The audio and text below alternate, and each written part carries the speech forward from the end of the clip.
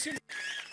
45,000 చెరువులు బాగు చేసిండు మిషన్ కాకతీయాల కేసీఆర్ అప్పు చేసిండు 15 లక్షల మంది ఆడపిల్లల పెళ్లిళ్ళు చేసిండు కేసీఆర్ అప్పు చేసిండు 15 లక్షల మంది ఆడ కూతుర్లకు కేసీఆర్ కిట్లు ఇచ్చిండు కేసీఆర్ అప్పు చేసిండు 200 పెన్షన్ 2000 చేసిండు నేను అడుగుతున్నా రేవంత్ రెడ్డి నువ్వు వచ్చి 2.5 ఏళ్ల 4 లక్షల కోట్ల అప్పు చేసినావు ఎవరికి ఇచ్చినవా పైసలు ఏ రైతుకి ఇచ్చినావు ఏ గరీబోనికి ఇచ్చినావు ఎక్కడ ఇల్లు కట్టినావు ఏం చేసినావు మహిళలకు 2500 ఇస్తాన్నావు ఇచ్చినవా ముసలోళ్ళకు 4000 పెన్షన్లు ఇస్తాన్నావు ఇచ్చినవా పిల్లగాళ్ళకు 2 లక్షల ఉద్యోగాలు ఇస్తాన్నావు ఇచ్చినవా 4000 నిరుద్యోగ భృతి ఇస్తాన్నాడు ఇచ్చిండా స్కూటీలు ఇస్తా అన్నాడు ఇచ్చిండా స్కూటీలు లేవు లూటీ మాత్రం జోర్దార్ నడుస్తున్నది రైతు బంధు లేదు రాహుల్ బంధు మాత్రం మంచిగా నడుస్తున్నది రాహుల్ ఖాతాలో మాత్రం టింగు టింగు అని పడుతున్నాయి ఇక్కడ రైతుల ఖాతాల్లో మాత్రం ఏది లేదు